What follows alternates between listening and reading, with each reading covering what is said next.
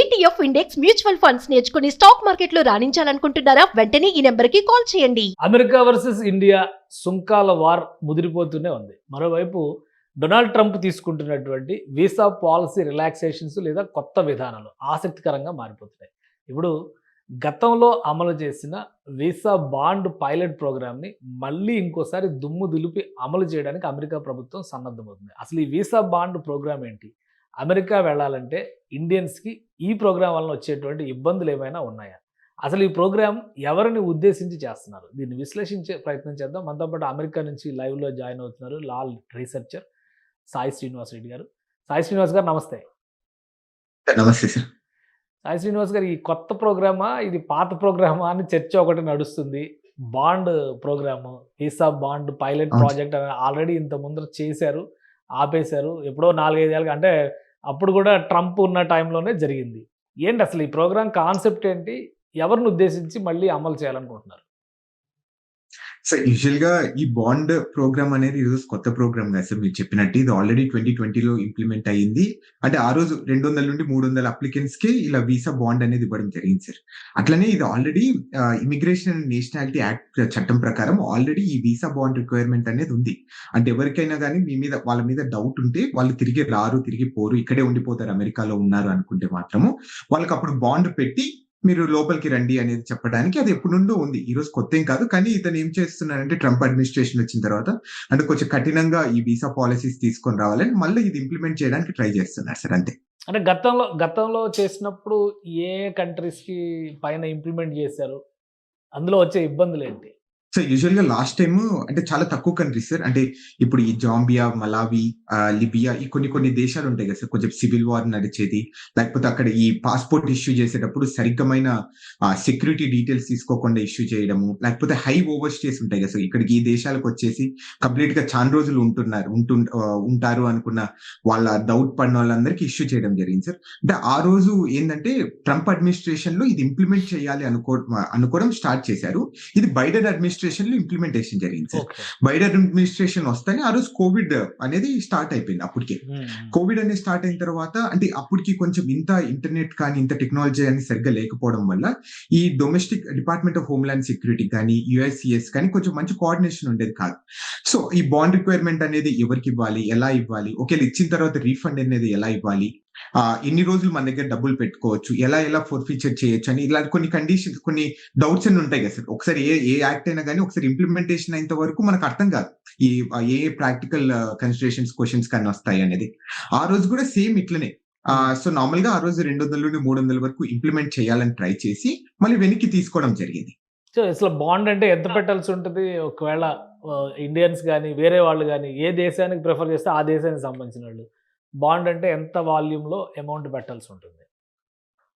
Sir ఇప్పుడు 3 types of wands అనేది ఇవ్వడం జరుగుతుంది సార్. అంటే వీసా ఆఫీసర్, అంటే మనం మామూలుగా ఇంటర్వ్యూకి వెళ్ళినప్పుడు వాళ్ళు మనల్ని చూసి ఓకే వీళ్ళు వస్తారా రారా అనే ఒక కండిషన్ మీద వాళ్ళు మనకు 5,000 నుండి 15,000 లోపు బాండ్ రిక్వైర్మెంట్ అనేది పెడతారు సార్. అంటే 5,000 ఇవ్వచ్చు, $10,000 ఇవ్వచ్చు, $15,000 ఇవ్వచ్చు. అంటే సుమారు ఎట్లా కాదనుకున్నా గానీ 5-6 లక్షల నుండి సుమారు 13-14 లక్షల వరకు బాండ్ రిక్వైర్మెంట్ అనేది పెడుతున్నారు సార్. ఇది ఓన్లీ ప్రస్తుతానికైతే ఒక 2 దేశాలకు మాత్రమే ఎలిజిబిలిటీ వచ్చింది సార్. అంటే మలావి అండ్ జాంబియా దేశాలకు మాత్రమే. సో ఇక్కడ అంటే వన్ ఆఫ్ ద రీజన్ ఏంటంటే మీరు ఈ దేశాల గురించి మనం ఆలోచిస్తానే ఒకటి ఏమో గుర్తుకొస్తుంది అంటే ఇక్కడ కొంచెం ఏమైనా సివిల్ వార్ నడుస్తాం కదా, ఇక్కడ ఏమన్నా ఈ నియంత్రణ పాలన కానీ డిక్టేటర్షిప్, మిలిటరీ కూప్ అనేది కొన్ని దేశాలలో నడుస్తుంటదా అనే దేశాల గురించి ఇది మెయిన్ ఫోకస్డ్ గా ఉంటుంది సార్. ఇది సింపుల్ గా మూడే రూల్స్ ఉంటాయి సార్. నార్మల్ గా ఇది B1, B2 వీసాలకు మాత్రమే ఎలిజిబిలిటీ ఉంటుంది. అలానే ఇది ఏమైతుంది అంటే 3 నెలలకు మాత్రమే వీసా ఎలిజిబిలిటీ అనేది ఇస్తారు. ఇప్పుడు మనం మామూలుగా విజిటర్ వీసాకి అయితే 10 సంవత్సరాలు వీసా ఇస్తారు కదా సార్. కానీ ఈ విషయం వీసా బాండ్ రిక్వైర్మెంట్ లో 3 నెలలకే ఇస్తారు. 3 నెలలు ఇచ్చిన తర్వాత 3 నెలల లోపు 1 నెల రోజులు మాత్రమే మీరు అమెరికాలో ఉండేదానికి పర్మిషన్ ఇస్తారు. 30 డేస్ లోపలే మీరు మీ దేశానికి వెళ్ళిపోవాలి. లేకపోతే ఆ 5,000 నుండి 15,000 లోపు వీళ్ళ దేశాన్ని తీసేసుకుంటారు సార్ డబ్బులు. సో మన దేశం అంటే ఇండియన్స్కి ఎవరికైనా దీనివల్ల ప్రభావం పడే అవకాశం ఉంది. ఎందుకంటే ఇప్పుడు ఇండియన్స్ భయపడుతున్న పరిస్థితి ఉంది. అక్కడ ఉన్నవాళ్ళు భయపడుతున్నారు, ఇక్కడ నుంచి రావాలన్నా భయపడుతున్నటువంటి పరిస్థితి, ఆ వాతావరణం అయితే ఉంది. సో ఈ కొత్త బాండ్ పాలసీ వలన ఏమన్నా సమస్యలు వస్తాయా మన వాళ్ళకి? సార్ ఇప్పటికైతే ఏం లేదు సార్. మన దేశం గాని నార్మల్‌గా మనము ఈ ఓవర్ స్టేస్ డేటా చూసుకుంటే మాత్రం మనం 1.08% మాత్రమే ఓవర్ స్టేస్ అనేది ఇక్కడ ఉంటున్నారు సార్. అంటే దానికి వివిధ కారణాలు గూడా ఉన్నాయి. అంటే ఇప్పుడు మీ ఫ్యామిలీ, లేకపోతే మీ పిల్లలు సరిగ్గా బాలేకపోవడము, లేకపోతే ఆ పుట్టిన పాపం సరిగ్గా హెల్త్ ఇష్యూస్ వల్ల ఆ టైంలో ఎక్స్‌టెన్షన్ ఉన్నాయి తప్ప నార్మల్‌గా ఇక్కడికొచ్చి ఇల్లీగల్‌గా మనం సెటిల్ కావాలి, ఇల్లీగల్‌గా మనం ఏమైనా చేయాలనుకున్నది చాలా తక్కువ పర్సెంటేజ్ కంపారిటివ్‌లీ మిగతా దేశాలకు. సో నాకు తెలిసినంత వరకు ఇండియా అయితే దీంట్లో ఉండదు అని అయితే నేను ఫ్యూచర్‌లో గూడా నమ్మకంగా ఉన్నాను సార్. రైట్. అంటే దీని గురించి పెద్ద ఆందోళన చెందాల్సిన అవసరం లేదైతే ఈ వీసా బాండ్ ప్రాజెక్ట్ వలన లేదా పాలిసీ వలన మన వాళ్ళు ఎవరు ఇబ్బంది పడాల్సిన అవసరం లేదు. ప్రస్తుతానికైతే మనం ఏమి ఇబ్బంది పడాల్సిన అవసరం లేదు సార్. కానీ మనకి ఇంప్లిమెంటేషన్ జరిగితే మాత్రము సో మన వాళ్ళు గూడా చాలా ఆలోచిస్తారు. అంటే మనం అమెరికాకి $15,000 పెట్టి ష్యూరిటీ పెట్టి మనం అమెరికాకి పోవాలా? వద్దా? అనేది గూడా సో చాలా కండిషన్స్ అనేది కన్సిడరేషన్‌కి తీసుకుంటాం గదా సార్. అంటే మనం అంత అంటే ఖర్చు లాస్ట్ పెట్టి టైం పోగలమా ఇంప్లిమెంట్ లేదా? చేసినప్పుడు కూడా వీటి వలన విజిటింగ్ తగ్గిపోయింది. అమెరికా వచ్చేటువంటి యాత్రికుల సంఖ్య కూడా తగ్గిపోయింది అనే అభిప్రాయాలు వచ్చినాయని కొంత ఫీడ్‌బ్యాక్ వస్తుంది. అయినా గాని మళ్ళీ ఇప్పుడు ఇది తీసుకోవడం వలన ప్రయోజనం కలుగుతుందా అమెరికాకి? సార్ ఐయామ్ ప్రిటీ ష్యూర్ అమెరికాకైతే తప్పకుండా ఏ ఇష్యూలైనా గాని, ఇది గాని వీసా ఇంటిగ్రిటీ ఫీ గాని మీరు ఆల్రెడీ మనం మాట్లాడుకున్నాం. $250 అనేది అదనంగా ఖర్చు పెట్టాలని. సో ఏదైనా గాని ఇది లాస్ట్‌కి అమెరికాకి అనేది బెనిఫిట్ ఉంటాయి సార్. ఎందుకంటే మనీ అనేది ఇన్‌ఫ్లో వస్తుంటది కదా సార్ ఈ దేశానికి. ఓకే. సో అట్ లాస్ట్ మనం నష్టపోతాం ఎక్కడైనా గాని. అమెరికా కానీ మాత్రం టూరిస్టులు తప్పకుండా బెనిఫిట్ తగ్గిపోతారు కదా! పొందుతుంది సార్. టూరిస్టులు తగ్గిపోతారు కదా! $15,00,000 అక్కడ బాండ్ రూపంలో పెట్టి వెళ్ళడం అవసరమా అనుకుని వేరే చోటకి వెళ్ళొచ్చు కదా! కెనడా వెళ్ళొచ్చు పక్కనే ఉంటుందని చెప్పని. ఇంకా వేరే ఏమన్నా కంట్రీస్‌కి వెళ్ళొచ్చు కదా!